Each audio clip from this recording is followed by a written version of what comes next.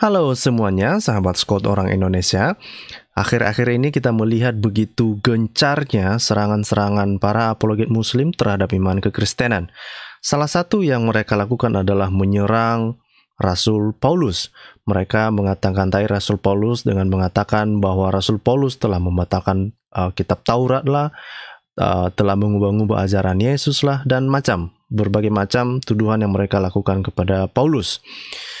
Nah, tetapi yang mereka tidak sadari bahwa ternyata Bapak Ibu, Aulo SWT dan Muhammad SAW menyontek ungkapan Paulus sebanyak 11 kali. Sekali lagi saya ulangi, bahwa di balik semua serangan para apologet Muslim terhadap iman kekristenan, ternyata Aulo SWT dan Muhammad SAW menyontek Paulus sebanyak 11 kali. Loh, dari mana itu semua, Scott? Nah, ini yang mau kita lihat di dalam video yang informasi inilah yang akan saya bagikan melalui video ini. Jadi Bapak Ibu, siapapun yang mendengarkan video ini, saya berharap Bapak Ibu menontonnya sampai habis, dan sebelum kita lanjut, saya mengajak Bapak Ibu untuk subscribe supaya video kita banyak disukai banyak orangnya. Dan jangan lupa juga kalau misalnya ada saran, ada komentar, ada bantahan, silakan tuliskan di kolom komentar. Dan jangan lupa jika Bapak Ibu menyenangi konten yang ada di kanal ini, saya mohon perkenaannya supaya membagikan video ini kepada teman-teman, kepada saudara, kepada siapapun lah, ya, karena memang tujuan kita untuk membagikan kebenaran. Nah, mari kita kembali ke topik. Jadi, di mana kita bisa melihat itu? Yang mananya? Yang mana yang dicontek oleh Aulo SWT dan Muhammad? Nah, ini yang mau saya bagikan, ya. Sebetulnya ini sudah dibahas oleh Pak Deki ya beberapa waktu yang lalu, ada videonya. Nanti Bapak Ibu nanti bisa menontonnya secara utuh. Nanti akan saya putarkan klipnya. Tapi sebelum itu, saya akan coba jelaskan sesederhana mungkin ya, karena saya juga berkali-kali saya menonton videonya Pak Deki itu, dan saya baru ngehnya itu apa yang dia maksud itu setelah saya mencoba untuk menggali lebih dalam apa yang dia maksud. Nah, yang dicontek oleh Aulo SWT dan Muhammad adalah penggunaan kata Kristus. Nah, ini ya seperti yang saya tampilkan di layar, itu adalah Kristus ya. Nah, Kristus ini di dalam kata aslinya itu ya ini ya, yang saya blok ini ya, Kristus ini ya. Nah, jadi apa artinya Kristus ini adalah the anointed one ya, yang diurapi, atau Mesias atau Christ ya. Jadi ini adalah yang diurapi, itu artinya. Nah, ternyata penggunaan Kristus ini adalah digunakan oleh Rasul Paulus ya, yang mana bukan hanya sekedar gelar, tetapi digunakan sebagai merujuk sebagai proper name juga. Jadi sebetulnya bukan hanya penggunaan kata Kristus ini, bukan hanya Rasul Paulus saja yang menggunakannya, tetapi rasul-rasul yang lain juga menggunakan kata ini. Misalnya di dalam Injil Lukas, misalnya Markus juga itu dibilang Yesus adalah Kristus gitu ya. Jadi di dalam kitab Injil, di dalam kitab-kitab yang lain, di dalam kitab yang ditulis oleh rasul-rasul yang lain itu, penggunaan kata Kristus itu hanyalah sebagai gelar.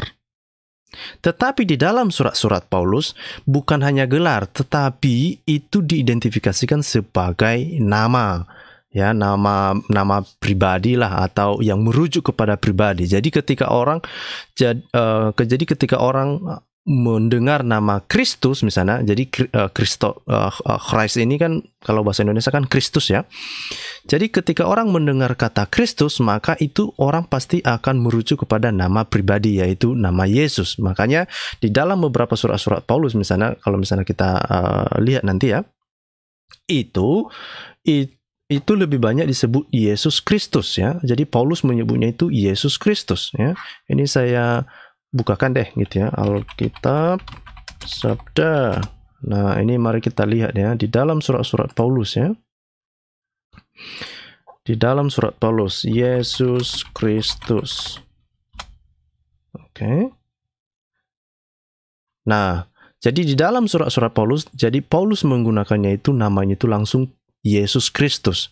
Nah, tetapi di dalam ini yang tidak disadari oleh Allah SWT dan Muhammad, ya, ketika Paulus menyebut Yesus Kristus, maka itu merujuk kepada Yesus. Apakah Paulus menyebut itu hanya Kristus saja, maka itu adalah merujuk kepada pribadi Yesus, ataupun dia menyebut Yesus Kristus atau Kristus Yesus, maka tetap itu merujuk kepada pribadinya Yesus itu. Ya, jadi itu sudah menjadi nama, bukan hanya sekedar gelar lagi, tapi sudah menjadi nama yang melekat pada diri Yesus itu. Dan yang tidak disadari itu, ya, sekali lagi ini dengan apa ya? Saya ulangi kembali, yang tidak disadari oleh Muhammad dan Allah SWT adalah bahwa ketika Paulus menyebut Yesus sebagai Kristus ataupun Yesus Kristus ataupun Kristus Yesus, maka itu Paulus menganggap itu adalah Yesus itu adalah Tuhan. Menarik kan? Menarik, ya. Jadi Paulus, ya, di dalam surat-surat Paulus, Yesus itu adalah Tuhan. Ya, makanya misalnya di dalam Filipus ayat 4 ayat 23 ini dikatakan, nah ini ya, saya besar. Oke. Nah, makanya kalau kita bisa lihat di sini, ya. Nah, ini misalnya ini, ya. Filipi misalnya ini, kasih karunia Tuhan Yesus Kristus misalnya dari Paulus Rasul Kristus Yesus, ya. Jadi dia merujuk kepada nama itu, jadi nama Kristus itu, kata Kristus itu melekat kepada pribadi Yesus gitu. Jadi ketika, ya, sekali lagi, ketika dia menyebut hanya Kristus saja, maka itu merujuk kepada pribadi Yesus gitu. Dan itu rupanya bukan hanya itu saja. Ternyata, ya, sekali lagi saya ulangi, ketika Paulus menyebut Yesus Kristus atau Kristus Yesus ataupun Kristus, maka itu melekat juga pribadinya sebagai Tuhan. Misalnya ini, ya, Tuhan Yesus Kristus gitu, ya. Nah, bukan hanya itu juga, ya. Misalnya di dalam Korintus misalnya Kristus Yesus, ya, dari Paulus Rasul Kristus Yesus, ya. Tesalonika Yesus Kristus, ya, kasih karunia Kristus Tuhan kita gitu, ya. Jadi Paulus bahwa ketika dia menyebut Kristus itu, maka itu melekat bahwa kepada Yesus, dan Yesus itu adalah Tuhan. Ini menarik. Nah, rasul yang lain, ya, selain Paulus, mereka memang misalnya di dalam Markus lah, ya, Markus inilah permulaan Injil tentang Yesus Kristus anak Allah gitu, ya. Nah, tetapi itu adalah bukan sebagai nama, tetapi itu gelar, ya, yang digunakan sebagai gelar di kitab-kitab digunakan oleh rasul yang lain atau penulis yang lain itu sebagai gelar gitu. Pauluslah yang pertama sekali menggunakan kata Kristus itu bukan hanya sekedar gelar, tetapi sekaligus menjadi nama. Menarik, ya? Dan ternyata penggunaan itu Paulus menganggap bukan hanya itu saja, tapi melekat di dalam pribadi Yesus itu, melekat keilahian. Artinya bahwa di dalam surat-suratnya Yesus itu dipanggil sebagai Tuhan. Yesus itu dipandang sebagai Tuhan. Ini menarik, Bapak Ibu. Ya, nah di dalam Al-Quran, Kristus ini adalah sepadan dengan kata Al-Masih atau Al-Masiah, ya. Nah, jadi kalau kita lihat misalnya ini contoh lah, ini dari ini dari Wikipedia. Saya tidak terlalu percaya dengan Wikipedia, ya, karena setiap orang bisa aja menulis Wikipedia ini. Tetapi inilah setidaknya ini gambaran umum, ya, yang bisa kita baca di sini. Jadi Al-Masih, ya, Al-Masih di dalam Arabik itu, nah ini dia, ya, is the Arabic translation of Hebrew, atau ada terjemahan bahasa Arabik dari kata Ibrani, ya, dengan gelar Masiah, ya, Masiah, atau di dalam bahasa Yunani Greek sebagai gelar Kristos, ya, itu yang aku bilang tadi, Kristos, ya, Christ, dengan arti the anointed one atau yang diurapi, ya. Nah, itu ada di dalam Al-Quran sebanyak 11 kali. Nah, ternyata di dalam Al-Quran itu, Bapak Ibu, bukan hanya gelar, tapi juga sebagai nama, ya. Memang di sini, ya, di dalam Wikipedia ini dibilang, ya, it's occur 11 times as a title for Jesus, ya, Isa, both followed by his proper name as the Messiah Christ Jesus, the Son of Mary, ya, 3 times, or the Messiah Christ, the Son of Mary, 5 times, and independently as the Messiah. Nah, perhatikan di sini. Jadi ada penyebutan secara independen yang hanya menyebut saja Mesiah atau Christ, ya. Ini kita lihat misalnya di dalam apa namanya ini, Quran 4172. Oke, kita buka, ya, Quran. Ini menarik ini, ya. Ini menarik ini Bapak Ibu. Jadi ketika teman-teman muslim itu, ya, teman-teman muslim itu menyerang iman kekristenan, rupanya Allah SWT menyontek Paulus, ya. Nah, oke, dari surah berapa tadi? Surah 4, 172. 172. Ini dia.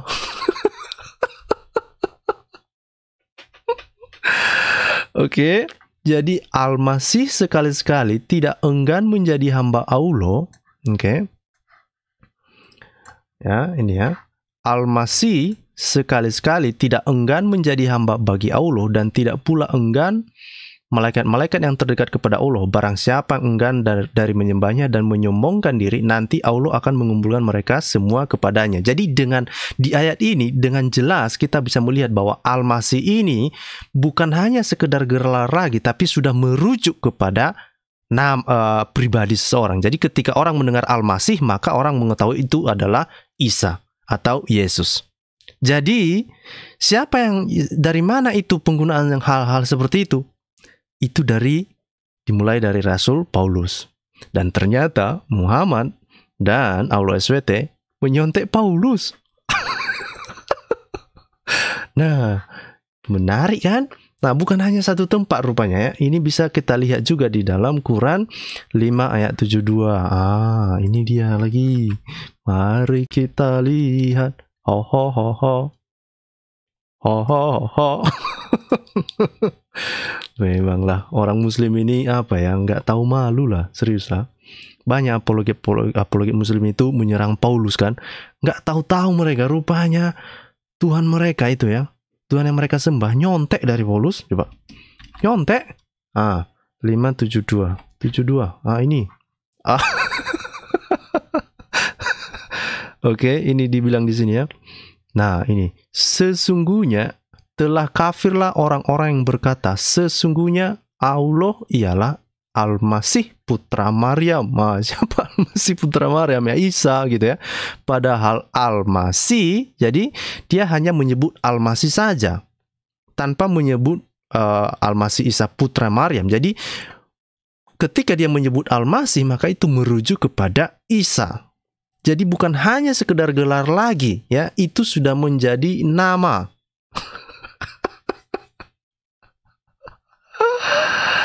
Oh my God. Jadi di dalam ini, itu yang dikatakan di dalam Wikipedia pun dikatakan, ya, ada 11 kali penyebutan Al-Masih ini. Dan secara independen penyebutan Al-Masih ini yang merujuk kepada pribadi itu ada 4 kali. Jadi saya mengundang teman-teman muslim nih, ya, dibuat dong penjelasan mengapa Allah SWT, mengapa Muhammad SAW menyontek Rasul Paulus. Sementara begitu gencarnya para apologet muslim itu menyerang pribadi Paulus, menyerang ajaran Paulus lah, mengata-ngatai Paulus, mengubah-ubah ajaran Kristen lah, mengubah-ubah ajaran Yesus lah, membatalkan hukum Taurat lah, macam-macam. Tapi ternyata Paulus punya pengaruh besar terhadap Allah SWT dan Muhammad. Gimana ini? Nah, mari kita lihat lagi satu lagi misalnya di dalam Quran 9, ya. Nah, Quran 9 ayat 30. Gimana ini teman-teman muslim ini? Gimana lagi? Orang-orang Yahudi berkata Uzair itu putra Allah, dan orang-orang Nasrani berkata Al-Masih itu putra Allah. Jadi ini penggunaan lagi itu secara independen di sini Bapak Ibu. Secara independen Al-Masih itu digunakan, ya. Artinya itu merujuk kepada Isa atau yang mereka pandang sebagai Yesus, ya, tanpa menyebut Al-Masih Isa putra Maryam atau Al-Masih Isa Al-Masih. Tidak perlu. Jadi dia hanya menyebut Al-Masih, sama seperti Petrus ketika menyebut Kristus. Ya, Kristus itu merujuk kepada pribadi Yesus. Nah, di sini karena Masih itu kan Masih dan Kristus itu kan artinya kan sama ya. Gitu. Jadi sekali lagi saya ingatkan kepada Muslim, ayo dong, ya, berikan penjelasan mengapa Aulo SWT dan Muhammad itu menyontek Paulus dah. Itu aja lah, sederhana gitu ya, sederhana. Itu Aulo loh, masa nyontek sih? Betul aja lah, masa dia nggak kreatif? Jadi ini yang saya pikir ya.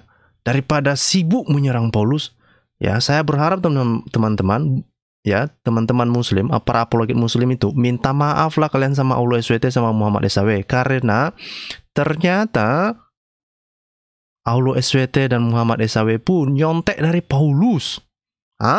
Nyontek dari Paulus. Bertobatlah kalian. Bertobat kalian. Jadi janganlah pula lah, bertobatlah kalian untuk menyerang Paulus, karena Aulo SWT saja pun itu nyonteknya dari Paulus. Nah, jadi saya pikir mari kita, sebelum saya akhiri, mari kita dengarkan apa yang disampaikan oleh Pak Deki juga ya.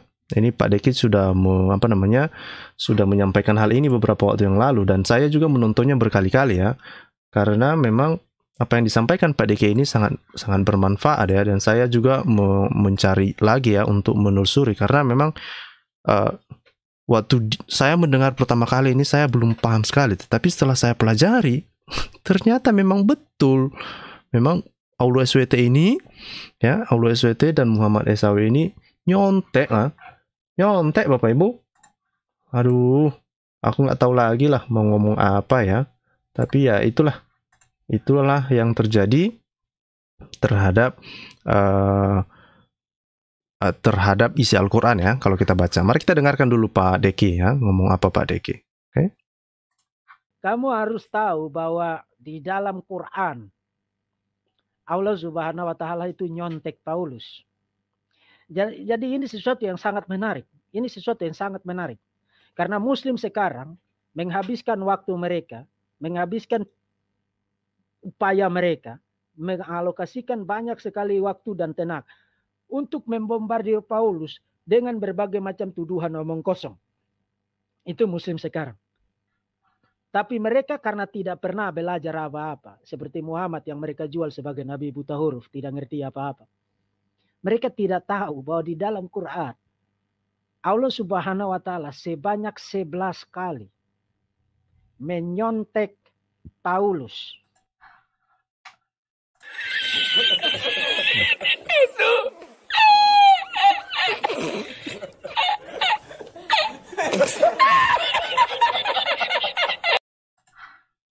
Jadi Bapak Ibu ya. Dan argumen. Jadi kita sudah dengan sangat jelas ya mendengar dari Pak Deki sendiri ya, dari hasil penelitiannya memang 11 kali.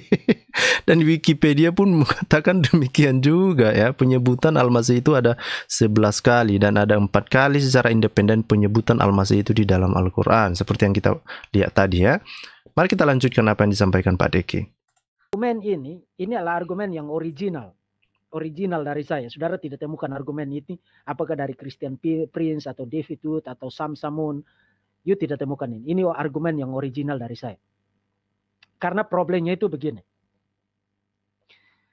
Di dalam Quran sebanyak 11 kali, khususnya di dalam Medinan Surah, Isa itu disebut sebagai Al-Masih. Bahkan kadang-kadang dia disebut sebagai Al-Masih putra Maryam. Jadi Al-Masih di situ itu digunakan sebagai nama diri, tapi juga sekaligus sebagai gelar. Kategori itu biasanya disebut dengan istilah teknis onomistik atau honorific. Jadi sebuah sebutan honorific itu berarti sebutan yang punya fungsi nama diri, tapi sekaligus punya fungsi gelar. Jadi gelar tapi sekaligus nama diri. Itu Jadi itu yang saya sampaikan tadi ya. Jadi di dalam di dalam isi Al-Qur'an itu seperti yang saya bilang tadi, jadi penyebutan Al-Masih itu orang mengerti bahwa penyebutan Al-Masih itu sudah merujuk kepada pribadinya Isa itu, ya. Jadi sekalipun itu awalnya itu disebut gelar, tetapi sudah melekat kepada pribadi itu. Nah, itu yang disebut yang disampaikan oleh Pak Deki itu ya. Jadi bukan hanya sebagai gelar lagi, tetapi sudah menjadi nama pribadi, gitu ya. Itulah makanya di dalam Al-Quran itu ada penyebutan secara independen, itu penyebutan Al-Masih itu ya, dan merujuk kepada pribadi Isa, gitu ya. Honorifik. Dan itu 11 kali digunakan di dalam Quran, di dalam surat-surat Madinah. Nah, tahukah saudara bahwa fungsi honorifik itu, fungsi onomastik itu, untuk gelar Kristos yang bahasa Arabiknya adalah Al-Masaya, Al-Masiyah, de Mesaya, fungsi honorifik itu berasal dari siapa? Dari Paulus. Ya, dari Paulus. Karena begini, datanya itu di sini. Saudara perhatikan screen saya sekarang. Ini saya perlihatkan kepada saudara datanya sekarang. Kata Kristus itu muncul 570 kali di dalam Perjanjian Baru. 270 kali itu di dalam surat-surat Paulus. Tadi saya sudah kasih tahu 11 kali muncul di dalam Quran. Nah, poinnya itu begini. Sebelum seorang scholar yang sekarang namanya ada di screen, para ahli Paulus, surat-surat Paulus berdebat. Kata Kristus itu nama atau gelar. Ada yang bilang, oh itu nama diri. Ada yang bilang, bukan nama diri, itu gelar. Kemudian tahun 2012, jadi perdebatan itu berlangsung sudah cukup lama untuk kategori fungsi linguistik. Kemudian tahun 2012 muncul seorang scholar dari University of Edinburgh, namanya Matthew Novenson, mempublikasikan hasil risetnya berjudul Christ Among the Messiahs, Christ language in Paul and Messiah language in Ancient Judaism. Dan dia membuktikan Kristos di dalam surat-surat Paulus itu bukan nama diri, bukan juga gelar, tapi gelar sekaligus nama diri. Oke, jadi saya ulangi ya apa yang disampaikan Pak Deki. Jadi Kristos itu ya, Paulus menyebut itu bukan hanya sekedar nama, bukan hanya sekedar gelar, bukan hanya sekedar nama pribadi, tapi keduanya ya, nama pribadi sekaligus juga gelar ya, yang diatributkan kepada Yesus Kristus ya. Makanya kita sering menyebut Yesus Kristus. Kita juga sering menyebut Kristus. Maka ketika kita menyebut Kristus, maka itu merujuk pada pribadi Yesus. Kalaupun kita menyebut Yesus Kristus atau Kristus Yesus, ya kita tetap saja memandangnya atau berpikirnya tetap pada pribadi Yesus itu ya. Dan dia kasih beberapa contoh. Misalnya Yudas Makabeus, pemimpin pemberontakan dari kaum Makabean, yang melawan Antiochus Epiphanes IV pada era sebelum Kristus itu. Makabeus itu bukan nama, bukan juga gelar, tapi nama sekaligus gelar. Jadi dia disebut sebagai Yudas Makabeus. Namanya adalah Yudas. Makabeus itu sebenarnya adalah sebuah julukan. Nah, sudah digunakan secara khusus untuk Yudas, maka lama-kelamaan dia bukan hanya jadi julukan gelar, tapi sekaligus menjadi nama. Jadi nama sekaligus gelar. Atau misalnya Antiochus Epiphanes IV. Epiphanes, the divine manifestation, itu bukan nama, itu adalah julukan. Tapi karena digunakan untuk Antiochus, lama-kelamaan Epiphanes menyatu dengan nama Antiochus. Jadi dia selalu disebut Antiochus Epiphanes IV. Epiphanes itu bukan nama, bukan gelar, tapi nama sekaligus gelar. Atau misalnya, saudara pasti pernah dengar nama orang ini, Kaisar Agustus. Kaisar Agustus. Agustus itu bukan nama, bukan juga gelar, tapi nama sekaligus gelar.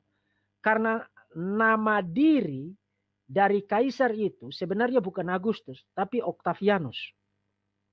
Tahun 27 Masehi, Senator Romawi mengumumkan bahwa Kaisar Octavianus diberi gelar Agustus. Kemudian karena sudah digunakan khusus untuk dia, maka lama-kelamaan kata Agustus, sebutan Agustus itu menjadi bagian dari namanya dia. Jadi kita kenal dia Kaisar Agustus. Agustus itu bukan nama, bukan gelar, tapi nama sekaligus gelar. Nah, Kristus juga begitu. Kristus itu awalnya itu bisa digunakan untuk siapa saja karena itu gelar. Misalnya Simon Bar Kokhba di abad kedua datang dan bilang, oh saya ini Mesias. Banyak orang mengikuti dia. Jadi dia juga disebut sebagai Mesias. Jadi Kristus itu awalnya itu gelar. Tapi karena lama-kelamaan istilah itu, gelar itu digunakan secara eksklusif untuk Yesus, maka fungsi titularnya itu bertambah dengan satu kategori yang lain yang disebut dengan fungsi nama diri. Jadi gelar sekaligus nama diri. Itu yang disebut dengan kategori honorific. Pertanyaan, siapa di dalam perjanjian baru, di dalam sejarah yang pertama kali menggunakan Christ language itu, Kristus itu dalam kategori honorific, nama sekaligus gelar? Siapa? Paulus. Itulah sebabnya setelah abad pertama memasuki abad kedua, orang kadang-kadang hanya bilang Kristus. Dan orang udah tahu itu bicara tentang Yesus. Padahal Kristus itu bukan nama loh. Tapi itu gelar. Tapi karena sudah digunakan secara khusus untuk Yesus, maka orang waktu bilang Kristus, mereka udah tahu itu Yesus. Jadi Yesus Kristus, Kristus Yesus, atau Kristus saja. Jadi Paulus di dalam sejarah adalah tokoh yang pertama kali memperkenalkan kategori fungsi linguistik untuk Kristus atau bahasa Arabiknya Al-Masiyah. Pauluslah yang memperkenalkan itu, dan kita kekristenan sampai sekarang menyebut Yesus kadang-kadang hanya dengan Kristus. Itu kita dapatkan itu dari siapa? Dari Paulus. Dengan kata lain, berbicara secara historikal, 11 kali penggunaan Al-Masiyah di dalam Quran dalam kategori honorific, nama sekaligus gelar, itu dapat dari siapa? Dapat dari siapa Muslims? Dari Paulus. Oke, jadi kita sudah dapat ya poinnya ya, apa yang disampaikan oleh Pak Deki. Jadi sama seperti yang saya paparkan tadi ya, bahwa di dalam Al-Quran ketika kita baca ya, ketika kita lihat lebih jelas ya. Nah ini saya kembangkan lagi ya, penggunaan kata Al-Masiyah itu ya. Di dalam Al-Masiyah, jadi ini ada Quran, di quranwow.com ini ada 3 versi Quran yang mereka gunakan. Ini Bapak Ibu, saya sebentar.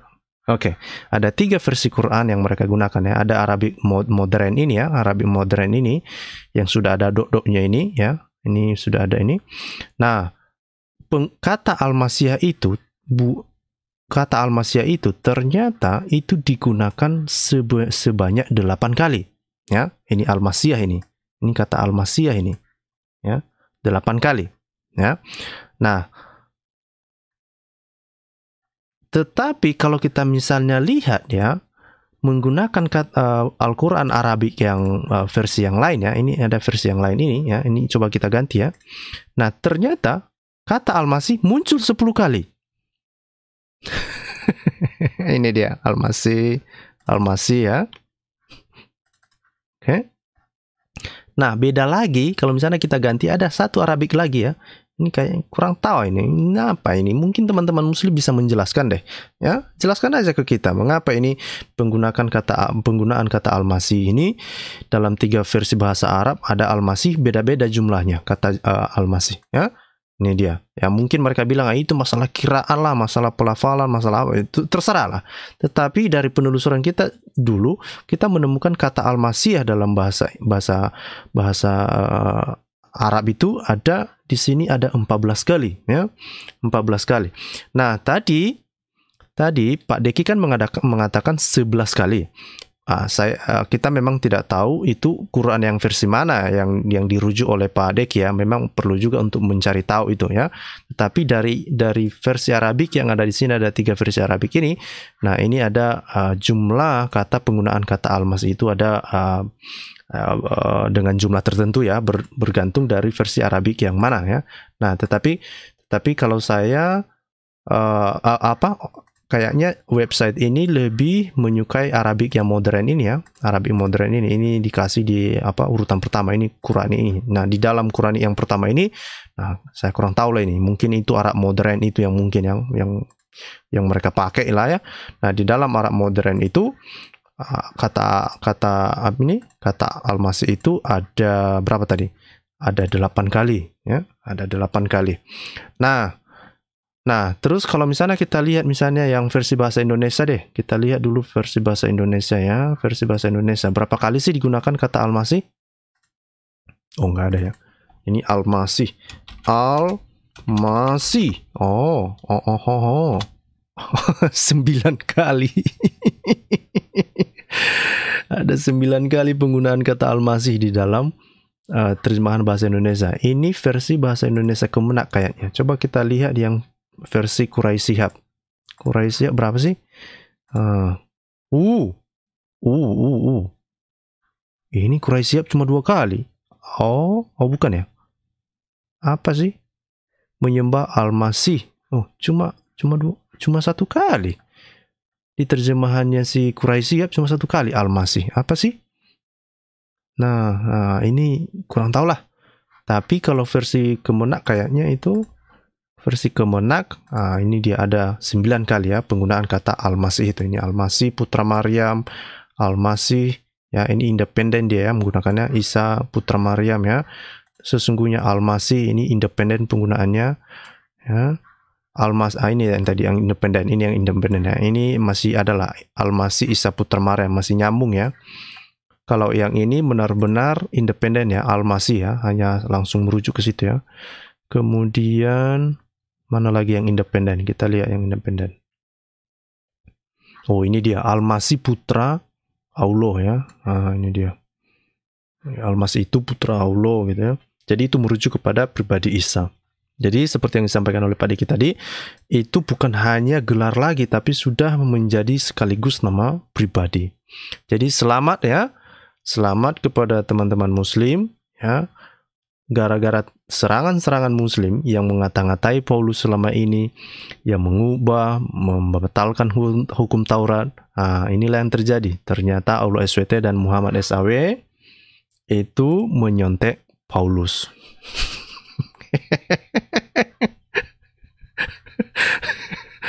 Oke. Jadi sekali lagi saya ulangi, ternyata ya menurut Pak Deki tadi mengatakan bahwa ada 11 kali Aulo SWT dan Muhammad SAW menyontek Paulus ya. Nah, di dalam tafsir ini kita bisa melihat ada 9 kali penggunaan kata al-masih itu di dalam Al-Quran. Ya, setidaknya berarti 9 kali lah ya mereka mengcopy atau menyontek dari Paulus. Itu saja video kali ini. Saya berharap informasi ini dalam video ini menambah pengetahuan kita bersama. Dan nantikan video-video yang lain. Jangan lupa untuk subscribe bagi yang belum subscribe. Tuhan Yesus memberkati. Salam semuanya.